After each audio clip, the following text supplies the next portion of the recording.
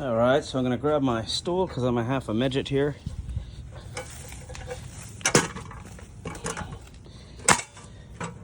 All right, so I was gonna take the complete starter out of the Jeep since it was the next step on the manual.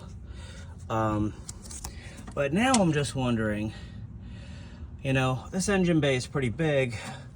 Once I move these wires out of the way, and I lift this out, is it really gonna matter if I take the starter off? Or instead, should I just take the power cable coming off the starter, and then I should just be able to remove the motor mounts, the transmission, and pull this out with the starter bolted on there. It looks like I have plenty of clearance in there, and then you'll see here all the clearance I have from there to there to kind of pull it straight out this way. So that looks like, well, that's a 13 millimeter.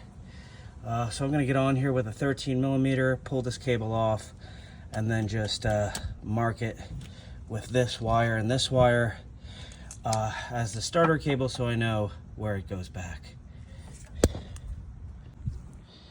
So fun fact, it is a 13 millimeter, but because that little piece, let me just get in here, because this little piece right here is sticking out, I can't use a short socket.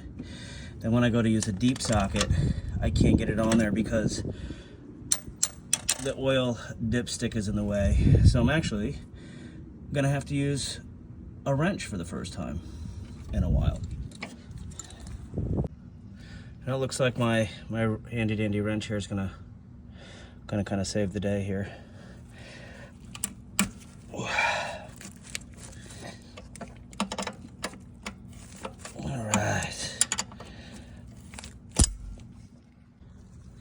Okay, so the wrench worked. I just took the nut, I put it back on the starter, and then I just marked those cables right there so that when I pull the engine out, the starter should just stay right on the engine.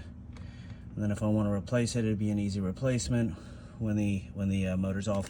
Although I think I could probably reach back there and get that top bolt. Might be a little bit of a pain. I don't see the need for it. I'm not going to waste 45 minutes trying to get that out.